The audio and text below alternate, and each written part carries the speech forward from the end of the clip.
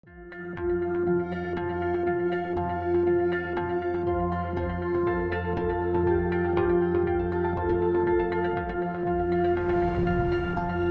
everyone. This is the second webinar of the MENASP Webinar Series, Knowledge, Social Policy, and People for the Winter-Spring 2024 session. In this webinar, we talk about the risks that governments, especially in the Middle East and North Africa, fear when they reduce food and energy subsidies, as it can potentially spark civil unrest. While there is evidence linking austerity and increased food prices to protests, our understanding of how subsidy reforms specifically influence public mobilization, including the impact of the context, or design of these reforms, is still limited. To this side, we are building an original data set of subsidy reforms in the region and cross-checking it with existing large protest event data sets. This is what the researchers in this paper are going to do. Let me start by introducing myself. My name is Ghada Barsoum. I'm the chair of the Public Policy and Administration Department, and I'm here to host this webinar as a member of the MENASP network. I am joined here by my colleagues, Dr. Moritz Schmoll, Assistant Professor of Political Science at University Mohammed V Polytechnique in Rabat, Morocco. He focuses his research on the political economy of development, political violence, and de-democratization or democratization. We're also joined by Dr. Thomas Richter, lead research fellow at the German Institute for Global and Area Studies, GIGA, in Hamburg, Germany, and head of GIGA's research program Accountability and Participation, and he specializes in the political economy of the Middle East. We will probably be joined very soon by Dr. Amir Abdul Reda. Is an assistant professor in political science at University Mohammed V Polytechnique, Rabat, Morocco, and his current research leverages panel data to answer theoretical and policy questions on civil unrest. Without further ado, I'm going to open the floor for our participants to talk about oh my God, you haven't been seeing me. I'm sorry about No, we saw the top half of your head, of your face. Well, thanks Ghada for the very kind introduction. Thanks to the audience for attending this webinar today. Let me just start by sharing my screen. Okay, this is okay. I think you should all be able to see it now. Okay, great. Well, so my colleagues and I are going to present today on our research project, which is still ongoing, so we don't really have final results yet, but we'll present sort of like the state of our research right now, the data collection, and some first sort of like preliminary results, but much of the analysis is still to come. So at the moment, we're finishing up the overall data collection for the main data set, but we've also started working on a paper specifically on the Iranian case, and we'll talk a little bit about that towards the end of the presentation. So let's get started. So basically, the rationale for the research project is that MENA governments have, for a very long time faced a dilemma. On the one hand, you have strong internal pressure to reform. They're mainly fiscal in nature, so you have very large fiscal deficits in the region. And for example, recently we've had, due to the volatility in energy prices and food prices, for example, in Egypt, the expenditures of energy subsidies increasing from 0.3% of GDP to 1% of GDP. Obviously, this came after a big reduction, but this is just to illustrate how very quickly, within a couple of years, you can have very sort of like, intense situations fiscally for a lot of countries, but obviously also very strong external pressures with international financial institutions like the IMF, for whom, you know, subsidy reform has been sort of like on the top of the agenda and on top of the conditionality that they impose, you know, for decades now. So on the one hand, you have this sort of like, you know, internal and external pressure, and on the other hand, you have, you know, subsidies being part and parcel of social contracts in many MENA countries, and so it's just an extremely touchy subject, as I'm sure you're all aware of. So countries sort of like fear that subsidy reform might endanger their rule. So if they proceed with the kind of reforms that you have popular mobilization, civil unrest, and that this, you know, might basically endanger the rule. And so obviously there's historically a lot of cases actually across the region. You know, the Egyptian case of the, you know, the 1977 bread riots is probably one of the most famous ones, but there have been cases in the majority of countries in the region, and one of the most recent ones is, for example, the Iranian protest in November 2019 that also sort of was spread across the entire country. So we have basically quite a lot of evidence, you know, that this fear exists among rulers, but our idea with this research project is sort of like to test whether this intuition of governments is sort of correct. So do subsidy reforms lead to civil unrest and political instability? And if so, you know, what kind of types of reforms, what kind of reforms affecting which particular goods, for example, the timing, but also sort of like, you know, the broader context, whether it's linked to IMF programs, etc.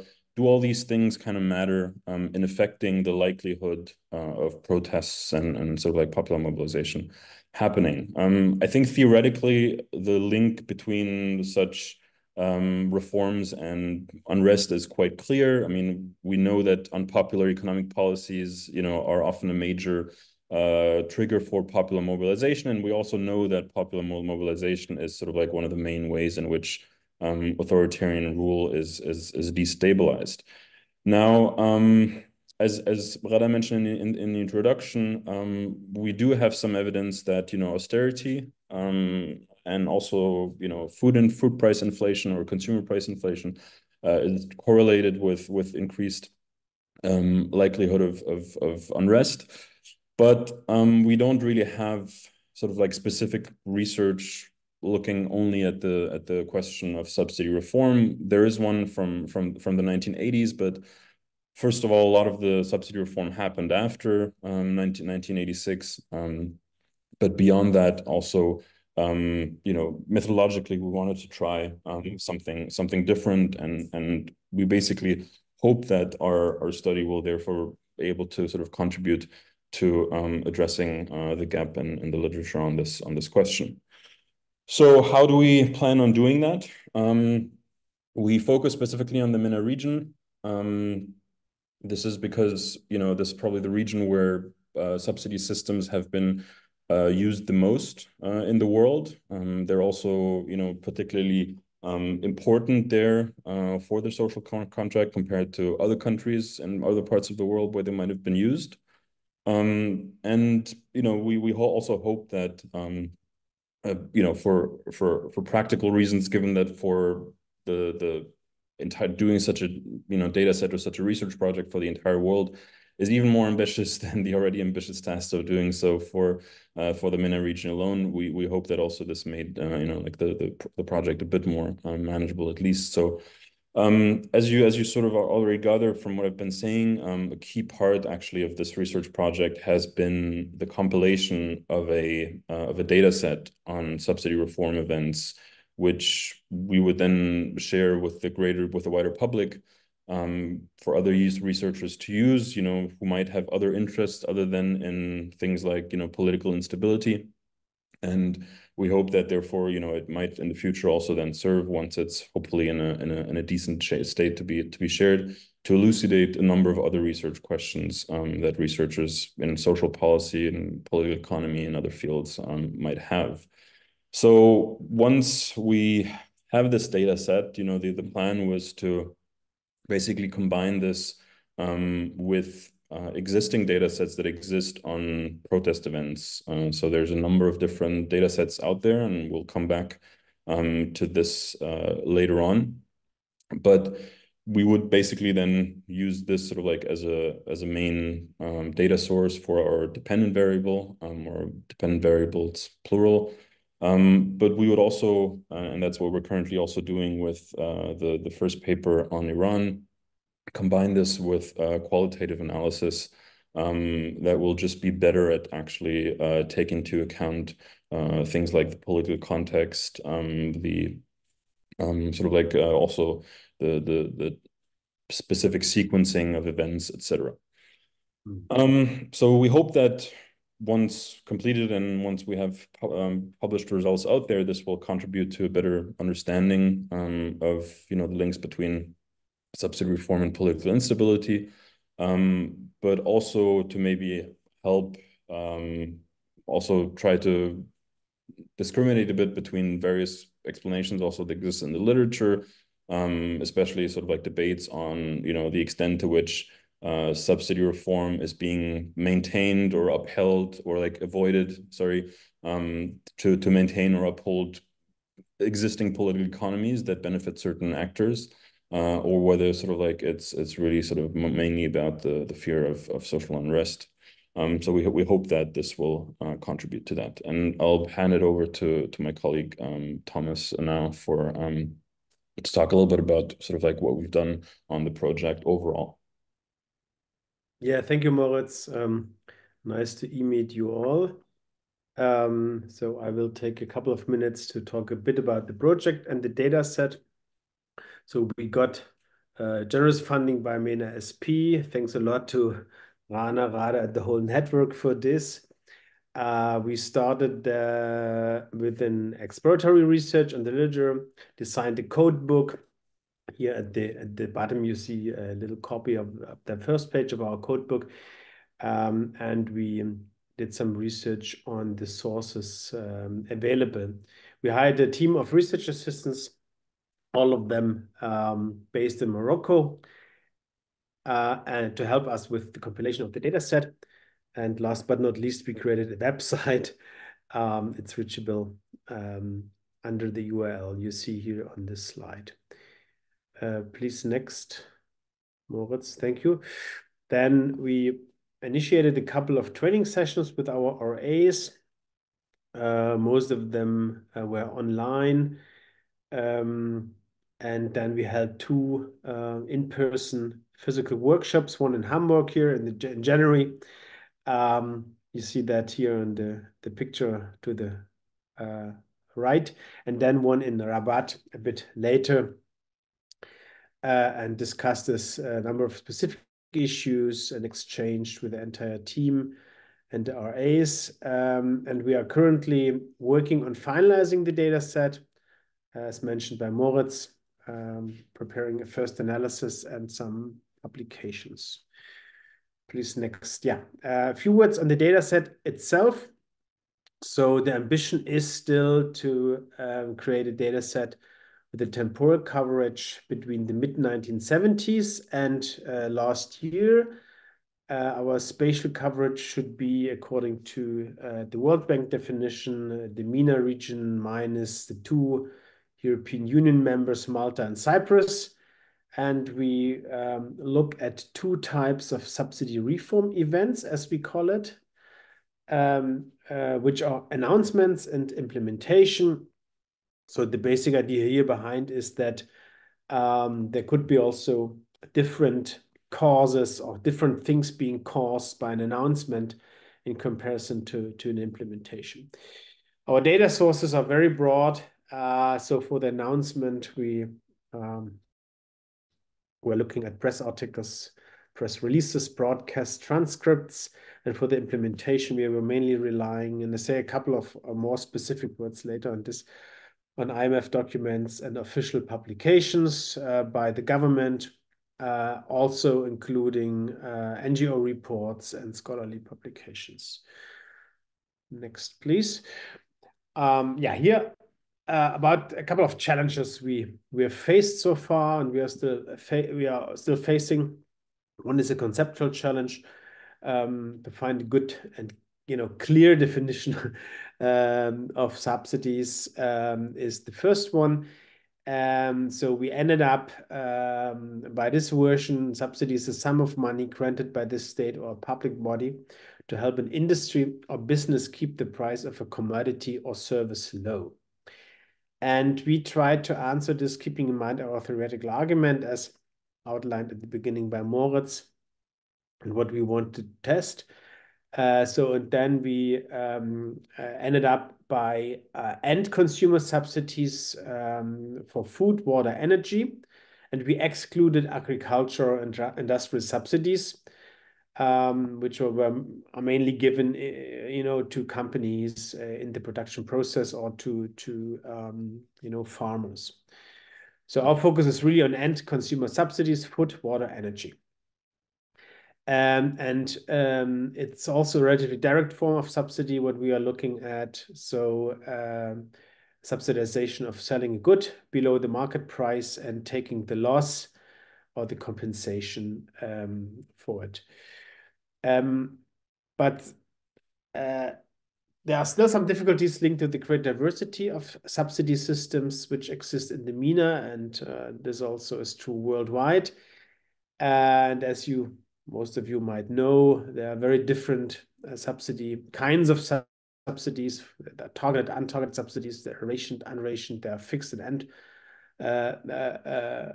prices and subsidy. Percentage subsidies of certain prices. Yeah, and this was something on the more conceptual challenges, and some practical challenges we faced mainly relate to the quality and coverage of the sources, especially the press sources, because we were really surprised to see that. It was especially difficult to find a thorough and consistent source for coding of the reform announcements. So we actually didn't find a single, source which is covering all of the MENA countries for this large period of time. So we decided that we should focus first on the implementation, and we are also working on solutions for the announcements, especially in relation to more computational methods of analyzing data, but maybe a few words on this later.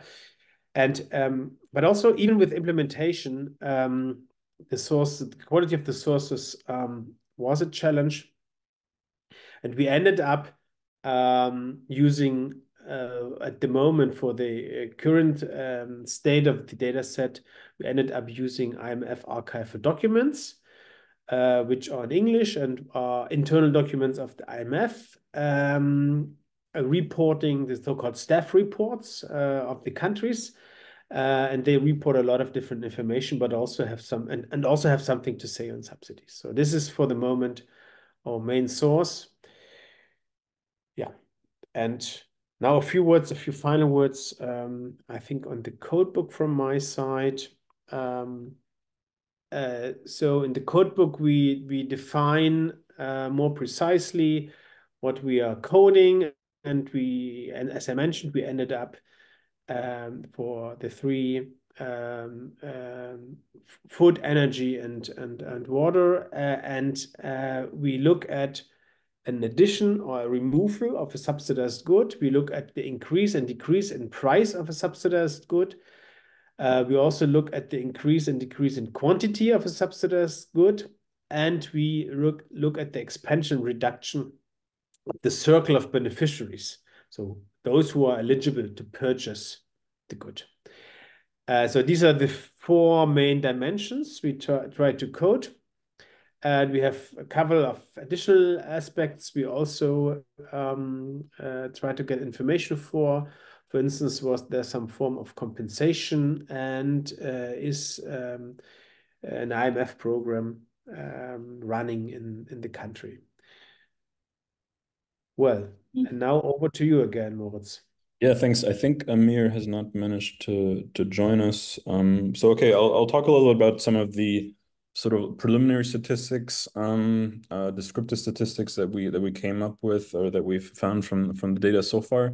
So here, I just want to sort of like, put out the general caveat that, we're currently working on kind of like rerunning or improving sort of like a second round of data collection. And we're also trying to bring in sort of like some machine learning methods to increase sort of like the validity and sort of like do some cross-checking.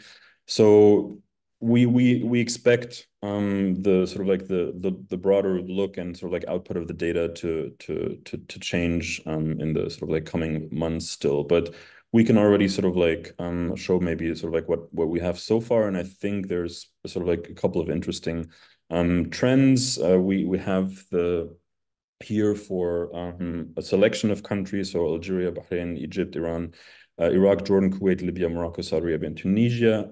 We have an interesting sort of pattern in that sort of like in the 20th century, we first had a strong focus on subsidizing food, or basically like removing subsidies on food from the broader subsidy systems. Whereas then in the 21st century, when most countries had already sort of like vastly and very strongly reduced the number of subsidized food items, the main thing that was actually then left over was energy. So countries usually chose first to subsidize to cut subsidies on food, and then later on energy. So unsurprisingly, because we look at we also code subsidy reform events that are subsidy increases. So like for example, in reaction to the Arab Spring, you've had some countries introduce new forms of subsidy, especially in the Gulf countries. So it's not impossible that countries would actually sort of like go in the direction of increasing the subsidies, or basically of reducing the prices, so looking at the price decrease. But unsurprisingly, the vast majority are price increases, so subsidy cuts. We see here in sort of like 1974, so up until the mid 90s, we still see mid 70s, sorry, we still see sort of like some of this expansion going rather in the direction of sort of like increasing or expanding subsidies.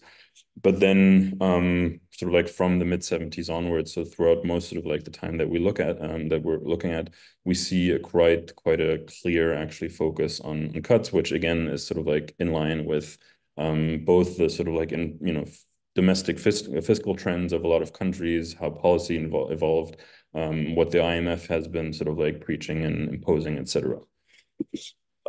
So let's maybe talk like just briefly about sort of like the political risks. I mean, this is sort of like the terminology that we use in the project title and also the title for the seminar, but obviously it's not in the political science field and literature, very sort of like liked or common terminology, and I think rightly so.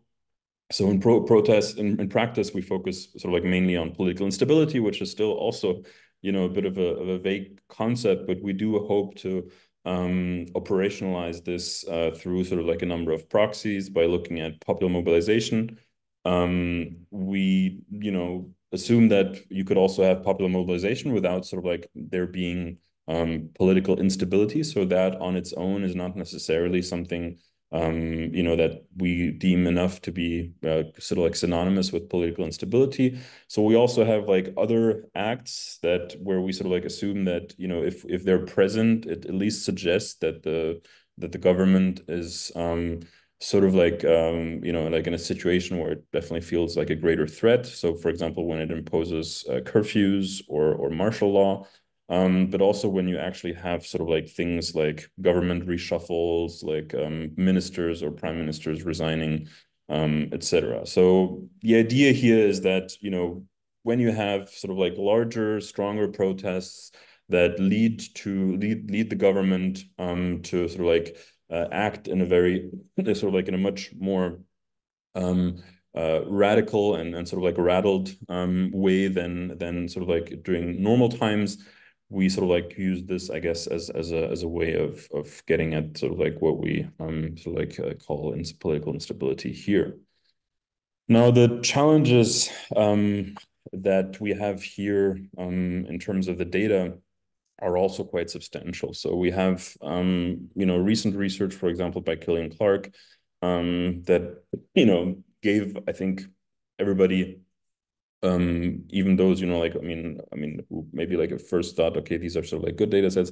I think a lot of like reason to pause and think about the quality of these data sets. And, you know, I personally sort of like have been rather skeptical of them, especially sort of like in the context of the MENA region, because you often are kind of a bit unsure with what kind of source material are they working? Are they using sort of like Arabic or, you know, Farsi speaking press for their data collection, et cetera, et cetera. So especially for data sets like ACLED, what Clark found was that there's a sort of like overcount, and that there was a bit of like a problem with duplicates. And I think with other data sets, sort of like he identified some other issues. So basically, here too, you know, it's a very sort of like challenging source problem, and we try to find sort of like better data sets that sort of like avoid some of the problems that are mentioned in the literature. And so we have the ICUS, AWS, and also Speed. Speed was the one that we, I think, focused on the most, at least initially. We'll come back to some of its limitations. But it was, in our view, also very good because unlike some data sets like ACLED, it didn't really rely only sort of just on sort of like automated sort of like scraping of the internet and of source material, but was combining sort of like a machine element with a human element. And in our opinion, that sort of like gave it a bit the best of both worlds. But overall, it's just very challenging, actually, for the specific time frame that we have to have a single source that sort of like covers everything. Because here we have sort of like the data from the Speed data set, but this is a data set that starts at the right time, but unfortunately ends too early. So we have here a good coverage of, you know, some of the older periods, which is also generally quite rare, and some of the, you know, newer bigger protest event data sets. But unfortunately, it ends in 2005, and the problem with sort of like the ICEWS data set is that it starts in the mid 90s, but at least sort of like then it goes much later, and sort of like in both these data sets, we can probably also recognize some of the major you know, like spikes, for example, during the times of the Arab uprisings, but then also in 2019, and when we had lots of protests also in countries like Lebanon, Iraq, Algeria. So what are we doing now with sort of like as a way to a first publication, to a first paper? So we try to I guess circumvent and address some of the sort of like challenges that we're facing with like the broader study at the cross-regional level by trying to look at one specific country, which also has some sort of like other methodological advantages. And Iran, I think, is a good case because, you know, it's a country also that, you know, worked a lot on the question of subsidy reform, but also, you know, typical, I think, for much of the region, this was sort of like a very contentious topic, and we do have sort of like variation. So we do have a presence of protests, sometimes yes, sometimes no. And also, you know, like a various sort of like range of different types of reforms that were implemented over the years as it transitioned to a system of social protection that's much more based on conditional cash transfers. So what we're trying to do here, we do this in collaboration with a student who for her bachelor thesis has worked on the topic on a more restricted time frame of 2010 to 2022, but did this qualitatively to look at sort of like the linkage between subsidy reforms and protests in the Iranian case. So the hope that we have for this paper is to do a mixed method study that covers actually sort of like the entire period of the Islamic Republic so far, so that we would start here in 1979 or 1980, and then sort of like move, you know, go to pretty much the present day. So here again, you know, we have only some sort of like limited and imperfect data so far. We're currently again rerunning sort of like the data collection for the Iranian case, and also having some work done on like the cross-checking and validity with different sources, and also working on some more on announcements specifically on this one single country. So this is just sort of like to show you a bit the place of, I guess, of Iran within the reform counts, I guess, of the entire region. But probably more interesting is this right here. You might ask where the 2019 reform event is. I mean, here we sort of like focused at this particular period because the 2019 event, we're still sort of like double checking whether this would count as an announcement or an implementation or both. At the moment, we have it mainly as an announcement. And so that's why here, where we look only at the implemented reforms, it's not there. So again, this is only the reforms that were actually implemented.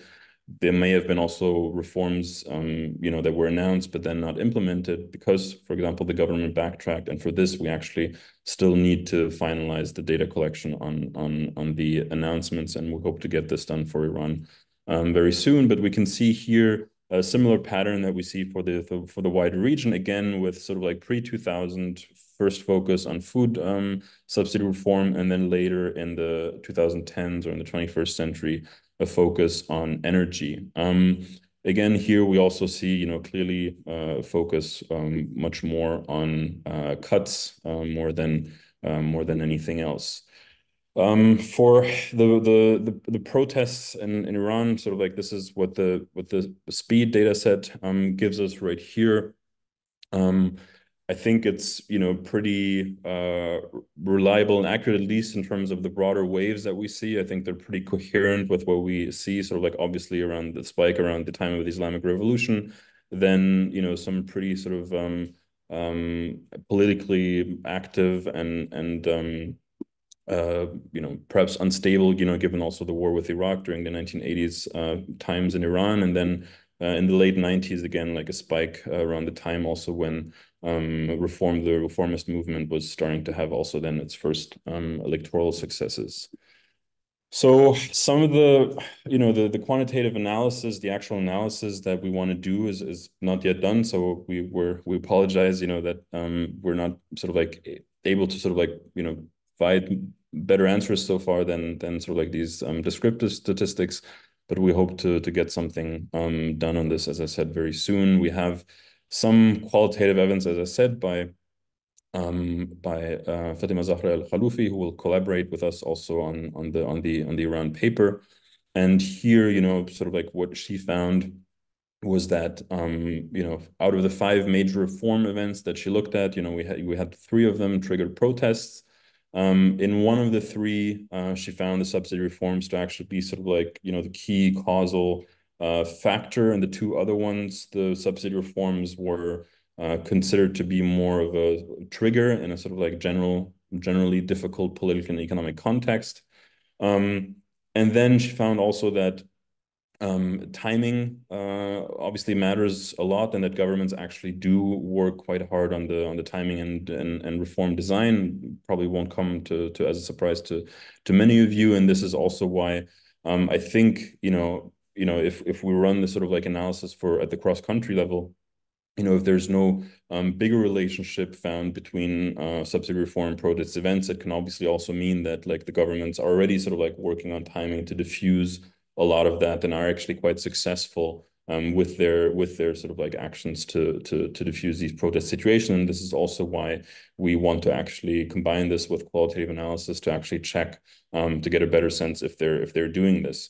In her sort of like, again, like limited time frame, but in her study, she was quite skeptical of the success of compensation measures. In a number of cases, she found, that despite sort of like announced compensation for, in terms of conditional cash transfers, for which the savings from the subsidy cuts would be employed, that this didn't really help to diffuse the political protest movement. And I think there's some good explanations that also have come out like recently with the paper by Ketchley et al., who also looked at the specifically sort of like one case, the Egyptian case, but found there, asking the question of, what kind of, who protests, in which sort of like social categories.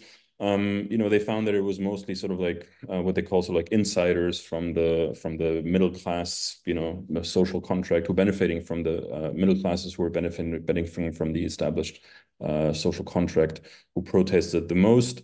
And I think that sort of like suggests that there might just generally actually be, if these compensation measures are not really, as announcements, are not really sort of successful, it can point to a number of things, to obviously to distrust in the government more generally, that this is going to be implemented and done. It can be also just experience that these conditional, cash transfers are never really compensating as much as sort of like the cuts will be, felt personally for individuals' finances. And beyond that, again, coming back to the research done by Keshley et al., that these might just be two distinct groups, right? That basically the people who protest against the subsidy cuts are not the ones who would be compensated actually for these losses, and that at least, whether this is perceived or not, that they might just see, okay, they're not going to benefit from whatever compensation is introduced. So basically, she's quite optimistic about the importance and relevance of timing, policy design, and also communication on the reform. She found that also to be quite relevant, but more pessimistic, I guess, about the ability of conditional cash transfers to sort of like diffuse the situation. So as I said, sort of like our next steps are to get the data set, ideally, first of all, for Iran, on both announcement and implementation to a state level of quality where we can use this properly for the actional analysis. And as I said, we're going to also employ some machine learning based techniques for validation and cross-checking, and to also sort of like work harder on finding some good new press sources that could be useful also beyond the Iranian case, but more generally, again, for the entire region. So there's also a whole bunch of methodological issues also that we're still debating. I won't go into too much detail here, but basically we submitted a number of abstracts to conferences based on this first paper, and we're going to hopefully produce something in the spring now, in the early summer, and then hopefully we have some more definitive results to publish and to share with you all very soon. But if there's any questions, any kind of feedback on various aspects that we presented today, whether it's sort of like the Iranian case, whether it's sort of like definitions used, the kind of sources that might be interesting to look at, this is obviously all very much welcome and appreciated. Thank you very much.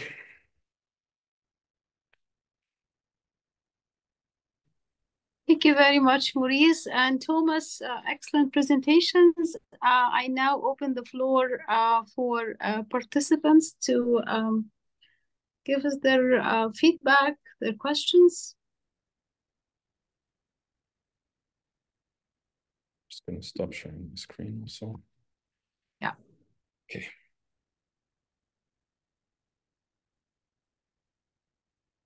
And could you introduce yourself? I can see your face. Molly, please go ahead. Yeah, sorry, I wasn't sure how to raise my hand on Zoom. I'm Molly Hickey. I'm a PhD candidate at Harvard University.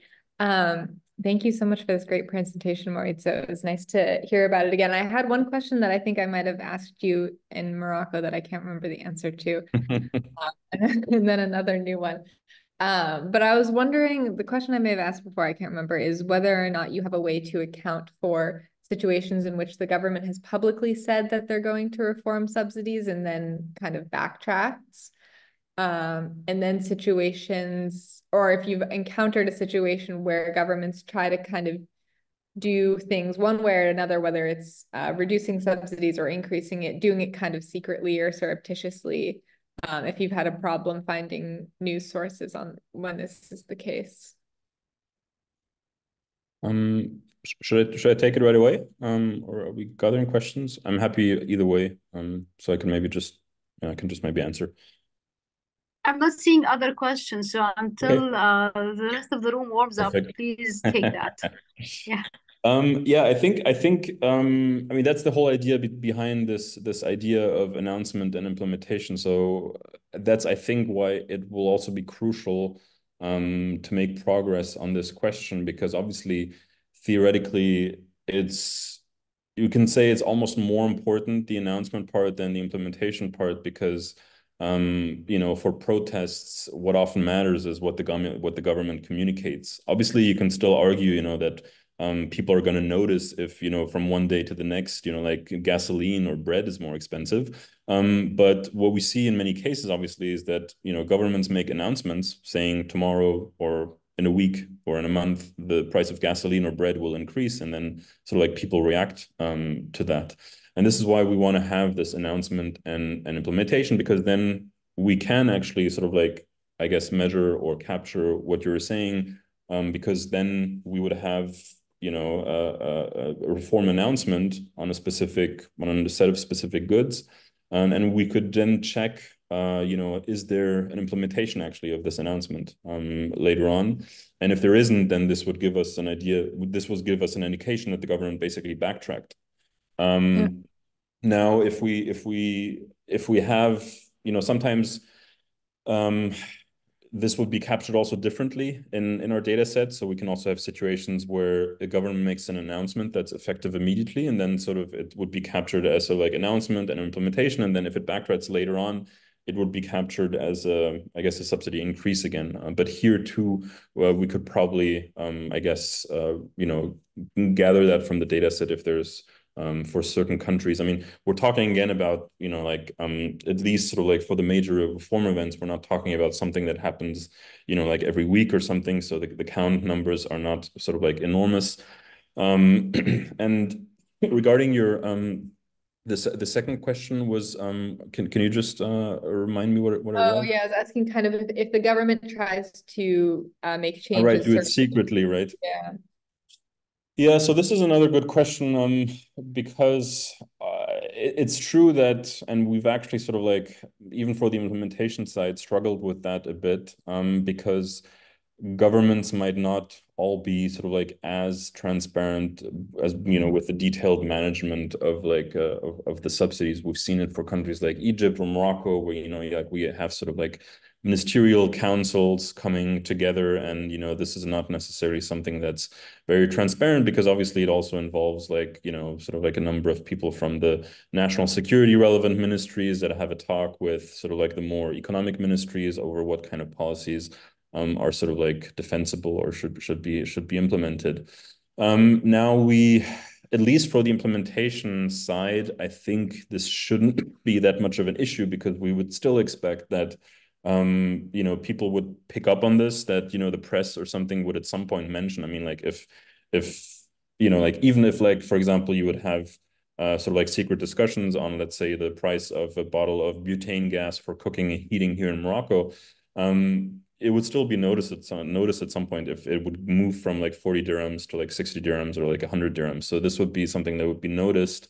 Also, the IMF documents are useful in that sense, because I think here we can also have like a fairly reasonable assumption that the IMF would pick up on these things, given sort of like how important it is for them, and so like at least for the implementations, that this is sort of like as quite clear. With the announcements, obviously you could argue, what kind of platform counts in as an announcement, and how reasonable is it to expect that, whatever was announced or was put out was actually sort of like relayed. This is again why we want to prefer sort of like press sources, because you could argue that, for example, if a Ministry of Finance or something puts like a small note somewhere on the website where it says press release, you cannot really necessarily theoretically make the argument that this was sort of like seen by the entire population. But again, I think the press would sort of like report on some changes, just because like price changes are not, I mean, the discussions can be secret and intransparent, but the outcomes that we're interested in terms of eligibility of people who can claim subsidies, of price increases, of price decreases, all these things are observable. So I think in that regard, I think we should be fine. I think the problem is just to get the source material. Okay. Thank you. Thank you. I am not seeing other questions from the floor. I could give a warm-up question. There are, you could do subsidy reform. You could decrease or increase subsidies, and there could be mobilizations, political mobilization, and civil unrest. And throughout this project, we've been trying to establish the connection, and you still need instigators. You still need a strong civil society that would, mobilize to get people in a situation where they respond to the policy change. And I think that's a variable that you don't have in your data, and I think it's a key variable that you probably would need to be able to look at, a key intermediary variable. Yeah, and I think this is something that we do hope to address also through the qualitative research. That we do some level of process tracing also in terms of, as you said, sort of like the entrepreneurs, I guess, in terms of the mobilization, the broader context, etc. But I think Amir joined us, and I think he has his hands up, and you might want to say actually also on some of the ways even the protest event data itself could perhaps help to answer, at least, I guess, peripherally, some of these questions. Yes, thank you, Moritz, and thanks for the question, Ghada. So I think that's a very good point in many ways. In many ways, some of these variables do and can exist, especially for more recent years. The livelihood of a civil society, the openness of a society to civil rights and therefore to their expression and whatnot. But we can also account for the kind of dynamics you mentioned. Obviously, aside from what Moritz suggested with the qualitative analysis itself, with more creative ways to study or to generate these variables, really. I mean, especially because we know that societies which have encountered a lot of protests, a lot of civil unrest, a lot of demonstrations do encounter more of them in the future, so to say, or more likely to be witness to these kind of demonstrations in the future. And so based on the number of previous protests, the number of civil unrest before the instance of subsidy reform, we can also assess how dynamic in terms of protest that society is to start with. Obviously, you have some kind of critical junctures that come in and switch everything around, such as with the Islamic Revolution of Iran, which is so important to the case that we have at hand here, and which may really reduce the opportunity structure here for future protests, for future civil unrest, for future entrepreneurs to really come to the fore. But there are ways to really account for all this. I think, to be fully honest with you guys, after having seen the envergure, so to say, the dimension of work that comes with coding all of this for the Middle East and North Africa, and even just for Iran, I would already, as a scholar, be very satisfied if we can do it very well with a correlation for the whole region, and then add some kind of control dynamics here, as you suggest, to really better understand the causal mechanism. And naturally, that would be easier to do with the Iran case. If we can already just do that for that, that would still be very good. So if you have any added question on this, don't hesitate, Ghada. And thanks, Moritz, for giving me the opportunity to answer. No, I think you addressed it. Thank you. Yeah. Well, this has been great. I need to thank everyone who joined. Thank the two presenters, the three presenters. Amir came a little bit, but yeah, I would thank everyone who presented, and it's been lovely virtually seeing you all. Yeah, it's been a real pleasure. Thanks everyone for hosting us, and thanks for the questions and the feedback. Thank you very much. Thank you. Thanks for having us. Yeah, thank you. Bye. Bye-bye. Thank you, everyone. Thank you.